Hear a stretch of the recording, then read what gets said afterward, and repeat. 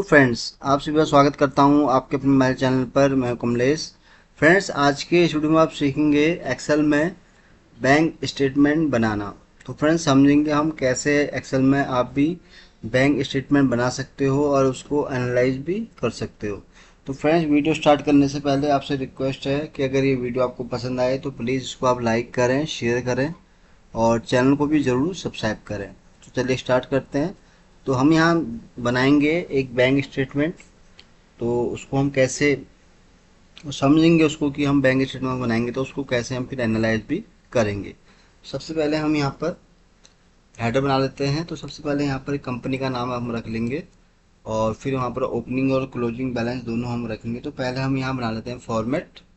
तो फॉर्मेट हमारा सिंपल रहेगा, एक हमारा रहेगा यहाँ पर डेट का कॉलम और एक रहेगा अगर हम डिस्क्रिप्शन या आप उसको पर्टिकुलर भी बोल सकते हैं।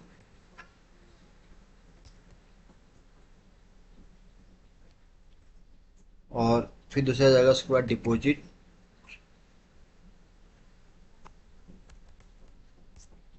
डिपॉजिट अमाउंट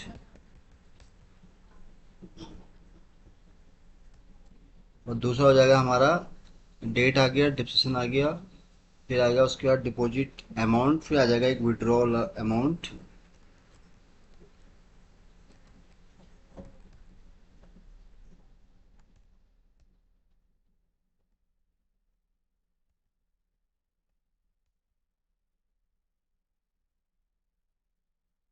और यहाँ पर आ जाएगा हमारा बैलेंस।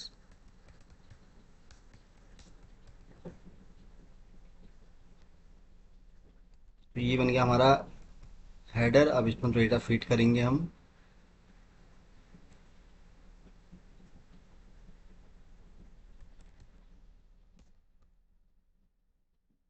तो डेट आ गया हमारे पास, डिस्क्रिप्शन आ गया, डिपॉजिट अमाउंट आ जाएगा इसका,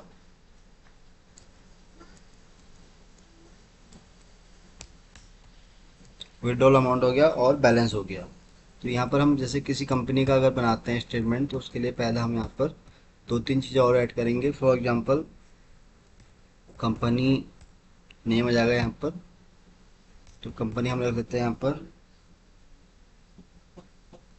मनीष इंटरप्राइजेज। ये कंपनी होगी हमारी। और अब इसका हम यहाँ ओपनिंग बैलेंस देखेंगे तो यहाँ मंथ रख देते हैं हम। मंथ जैसे अभी अप्रैल की बात कर लेते हैं हम, अप्रैल 2025।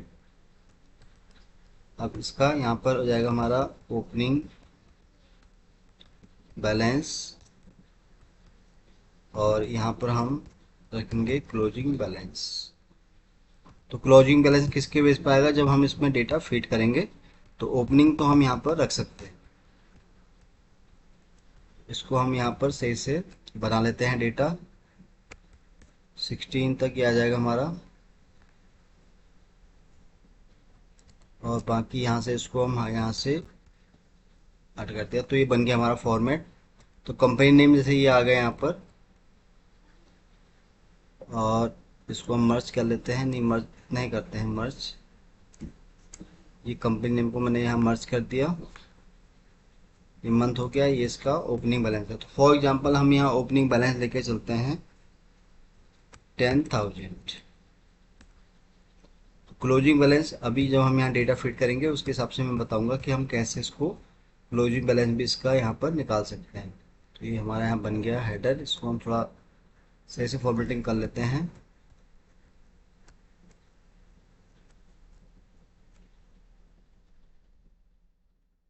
इसको बोल्ड करते हैं हम, opening balance, closing balance and company name.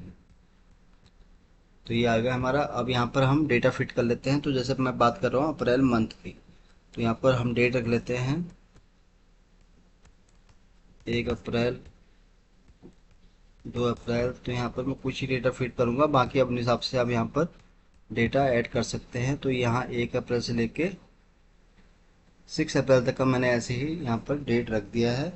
अब यहाँ पर हम रखते हैं डेट। तो सबसे पहले हम बात करेंगे यहाँ पर ओपनिंग बैलेंस की। जब भी कोई स्टेटमेंट बनती है तो सबसे पहले उसका यहाँ पर आता है ओपनिंग बैलेंस। यानी कि ओपनिंग बैलेंस मीन्स कि जब ट्रांजेक्शन कोई भी स्टार्ट हुई है तो इस कंपनी का टोटल ओपनिंग बैलेंस कितना था, यानी कि उसके बाद टोटल कैश कितना था।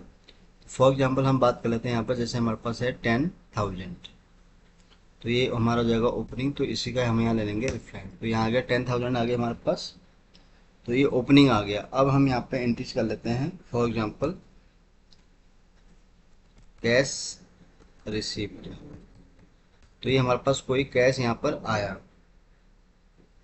तो कैश रिसीट रिसीट आया, तो हम चलो हम यहाँ पर हम डिपॉजिट के साथ दिखा रहे हैं, तो यहाँ पर हम डिपॉजिट, क्योंकि यहाँ पर डेबिट के हिसाब से नहीं बता रहा हूँ आपको, तो यहाँ पर हम कैश डिपॉजिट कर लेते हैं। फॉर एग्जांपल हमने डिपॉजिट अमाउंट किया इसमें 10,000 रुपीज़। तो अब क्या होगा, ये जो बैलेंस वाला अमाउंट है इसमें ये चीज़ प्लस हो जाएगी, डिपॉजिट वाला अमाउंट कितना होगा टोटल 20,000, तो हमारे पास ये बैलेंस आ गया 20,000। अब उसके बाद हम यहाँ फिर एंट्री करेंगे, फॉर एग्जांपल हमने सैलरी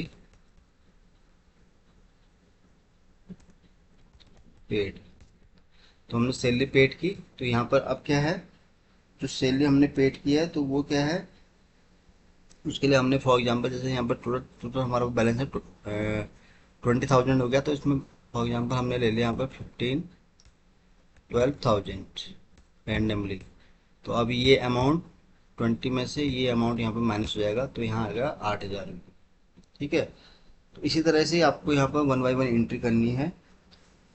तो यहाँ पर जैसे हमारे पास पेमेंट रिसिप्ट, या हम यहाँ पर कैश रिसिप्ट भी रख सकते हैं,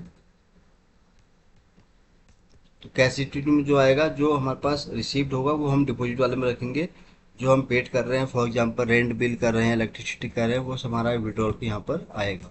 तो यहाँ पर फॉर एग्जांपल हमारे पास कैश आया 25,000 का, तो अब क्या होगा, जो ये बैलेंस हमारा पड़ा था इसमें ये अमाउंट यहाँ पर प्लस हो जाएगा। अब टोटल हो गया हमारे पास 33,000।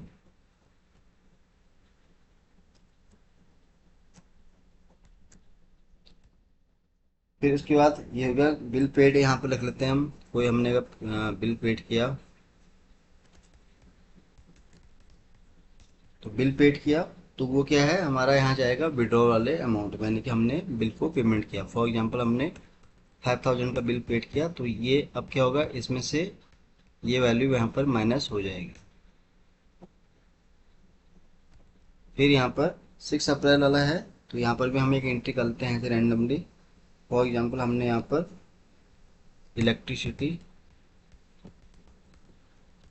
बिल पेड, ये हमने यहाँ कोई इलेक्ट्रिसिटी बिल था जो हमने यहाँ पर पेड किया, तो फॉर एग्जांपल उसका 1,500 हम पेड किया, तो यहाँ पर अब माइनस ये आ गया। तो अब क्या है कि जो यहाँ पर जो लास्ट में आपको एंड दिख रहा है, ये हो गया हमारा क्लोजिंग बैलेंस। अब इसको भी हम कैसे दिखाएंगे, तो ये मैंने कुछ एंट्री यहाँ पर बताई आपको, बाकी आप अपने हिसाब से उसको बना सकते हैं, जितना भी आपके पास डेटा है वो आप एंट्री इस तरह से यहाँ पर कर सकते हैं। तो सबसे पहले आपको यही समझना है कि आपको डेट रखना है, आपको डिस्क्रिप्शन रखना है, डिपॉजिट अमाउंट या विड्रॉ। यहाँ पर आप डेबिट और क्रेडिट भी रख सकते हैं। डेबिट के केस में आप जो है जितना भी आपका जैसे विड्रॉ वाला है वो यहाँ पर आएगा। क्रेडिट के केस में क्या है, सारी चीज़ें आपके पास आएंगी। फॉर एग्जांपल कहीं से कैश आया या किसी ने आपको पेमेंट दी, वो आप सारा यहाँ क्रेडिट के अंदर रख सकते हो। फिर लास्ट में यहाँ पर आप बैलेंस का एक अमाउंट रख सकते हैं, जैसे मैंने ओपनिंग बैलेंस यहाँ दिखाया 10,000, तो अभी क्लोजिंग बैलेंस हम निकालेंगे, तो उसके लिए हम यहाँ पर एक लास्ट में क्लोजिंग बैलेंस का यहाँ बनाएंगे। तो ये हो जाएगा क्लोजिंग बैलेंस हमारा, तो इसको मैं मर्ज कर लेता हूँ सही से, और ये हो जाएगा हमारा क्लोजिंग बैलेंस वाला अमाउंट। तो यहाँ पर क्लोजिंग बैलेंस कितना है हमारा 26, ये आ जाएगा, तो इसी वैल्यू को आप यहाँ पर ले लेंगे, तो ये हो गया हमारा क्लोजिंग बैलेंस। अब इसको थोड़ा हम सही से बॉर्डरिंग कर लेते हैं। तो ये सिंपल सा एक आसान तरीका मैंने आपको बताया कि आप कैसे एक्सेल में जो है बैंक स्टेटमेंट को क्रिएट कर सकते हो। अब इसको एनालाइज कैसे करेंगे उसको भी हम एक बार देख लेते हैं। तो यहाँ पर सबसे पहले आपको ये समझना है कि फॉर एग्जांपल कोई कंपनी है मनीष इंटरप्राइज, उसका मंथ है अप्रैल, तो अप्रैल की मैंने कुछ यहाँ पर रैंडमली एंट्री कर दी है। तो ओपनिंग बैलेंस है इसका 10,000, जो कि मैंने यहाँ पर दिखाया स्टार्टिंग में 10,000 आ गया। फिर यहाँ से हमने कैश डिपॉजिट किया इसमें, तो 10 में फिर क्या है टोटल यहाँ पर आ गया। तो 10 को 10 पे प्लस किया तो 20,000 आ गया, जिसमें से सैलरी पेड हमने की, तो उसके लिए हमें विड्रॉ अमाउंट करना पड़ा 12,000। तो यहाँ टोटल हमारे पास आया 8,000। फिर हमने यहाँ पर कहीं से हमें किसी कंपनी से कैश आया, टोटल आया 25,000 को, जिसमें से हमने 8,000 प्लस किया तो 33,000 आया। फिर यहाँ बिल पेड किया हमने तो 5,000 यहाँ माइनस हो गया, टोटल आ गया 28,000। फिर यहाँ इलेक्ट्रिसिटी बिल हमने कोई पेड किया तो उसका है 1,500, तो टोटल आ गया 26,500, यानी कि ओपनिंग था हमारा इतना और क्लोजिंग हो गया हमारा इतना। तो ये आ गया हमारा बैलेंस। अब यहाँ पर क्योंकि हम बात कर रहे हैं क्लोजिंग बैलेंस, तो उसके लिए आपको इसका रेफरेंस नंबर ले लेना खाली। तो ये आपका यहाँ पर क्लोजिंग बैलेंस आ गया है। अब क्या होगा, जब आप कहीं भी कोई भी चीज़ यहाँ चेंज करेंगे तो ऑटोमेटिक उसके हिसाब से ये क्लोजिंग बैलेंस भी यहाँ पर चेंज होता रहेगा।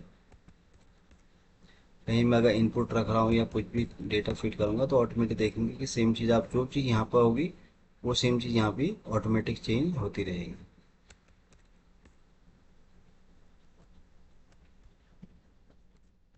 तो ये मैंने आपको बताया फ्रेंड्स, बहुत ही आसान और सिंपल तरीके से कैसे आप एक्सेल में बैंक स्टेटमेंट को क्रिएट कर सकते हैं। तो बेसिक चीज़ें मैंने आपको बताई हैं कि क्या क्या चीज़ें इसमें आपको रखनी होती हैं। डेट हो गया, डिस्क्रिप्शन हो गया, डिपॉजिट अमाउंट, या आप डेबिट या क्रेडिट भी रख सकते हैं, जो भी आपको सही लगता है। तो यहाँ पे मैं सिंपल भाषा में समझाने के लिए आपको डिपॉजिट और विड्रॉ के थ्रू समझाया है। तो बैलेंस ये मैंने आपको बताया था, ओपनिंग बैलेंस इस तरह से आपने ये वाला लिया जो कि आप देख रहे हैं यहाँ पर है। और फिर क्लोजिंग बैलेंस भी हमने इसका इस तरह से ही निकाल लिया यहाँ पर। तो यहाँ पर दोनों ही बैलेंस हमारे लिए, ओपनिंग बैलेंस को आप चाहें तो यहाँ पर हाईलाइट कर सकते हैं, और क्लोजिंग बैलेंस हो गया आपका ये वाला। तो फ्रेंड्स आज के लिए बस इतना ही है।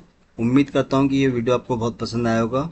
वीडियो अगर अच्छा लगा हो तो प्लीज़ इसको आप लाइक करें, शेयर करें, और चैनल को भी ज़रूर सब्सक्राइब करें फ्रेंड्स, ताकि आपको इस तरह के मैं जितने भी वीडियोज़ बनाऊँ उसका आपको डेली अपडेट मिल सके। तो जल्दी ही आऊँगा फिर से एक नए वीडियो के साथ। तब तक के लिए आप अपने आप को खुश रखें और अपना ध्यान रखें। Thank you so much.